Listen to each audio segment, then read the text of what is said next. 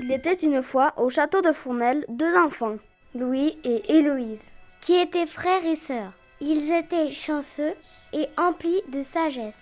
La nuit, ils avaient le pouvoir de se connecter par la pensée et de faire les mêmes rêves. C'est ainsi qu'une nuit, l'existence d'un grimoire leur fut révélée.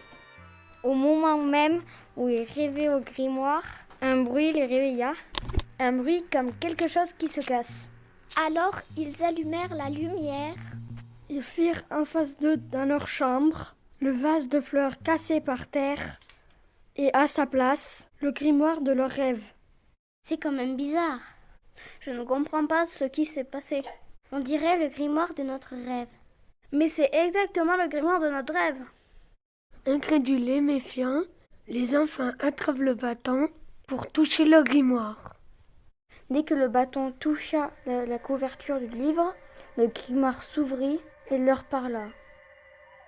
Vous êtes désormais les gardiens des sortilèges. Une âme mal intentionnée veut détruire votre village. Moi seul peux vous aider. Alors protégez-moi coûte que coûte, et ce, à vos risques et périls. Regardez page 1573 et vous trouverez le parchemin qui vous mènera à la clé. Clé qui débloquera tous les pouvoirs que je contiens. Vous seul devez détenir cette clé.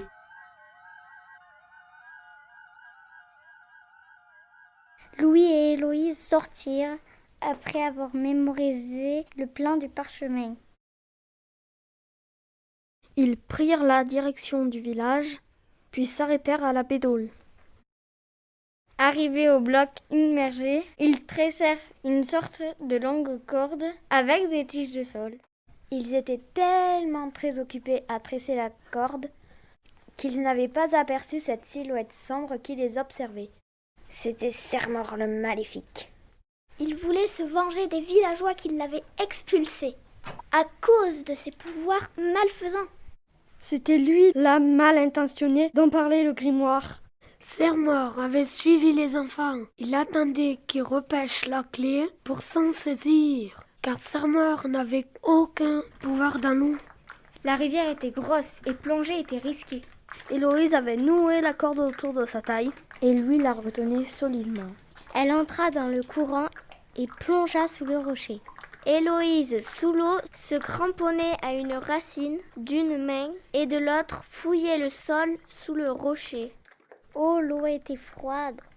Elle retenait sa respiration et soudain, elle sentit sous ses doigts la forme d'une clé ronde.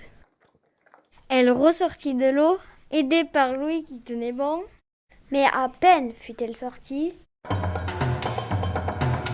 que Sermor les transforma en statues et récupéra la clé.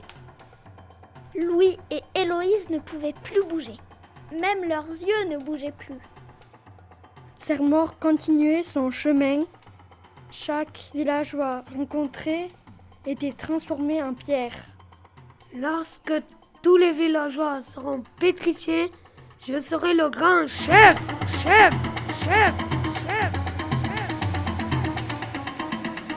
10 jours passèrent. Beaucoup de villageois étaient statués.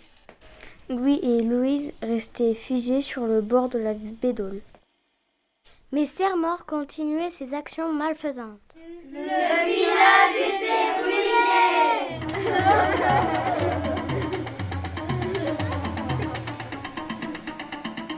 Louis et Héloïse essayaient depuis plusieurs jours de se connecter par la pensée. Ils firent apparaître le grimoire dans leurs rêves et le grimoire leur dit « Pour sauver le village, récupérez la clé et annulez tous les sorts. Lisez la formule de la page 777. Protegonus, tutti abracadabra, te transformus, tous les villageois. Recuperatus cletus et protegonus tutti de Sermorus. » Le tonnerre gronda et des éclairs s'abattirent sur le village. Sermor fut foudroyé à cet instant. Tous les villageois retrouvèrent enfin leur liberté. Serre-Mort foudroyé restait là, benêt, en souriant. Le soleil revenu, tout le village reprit sa petite vie. Serre-Mort était devenu bon. Il aidait tout le monde à vivre mieux. Grâce à ses pouvoirs enfin bien utilisés. Et pour elle, le village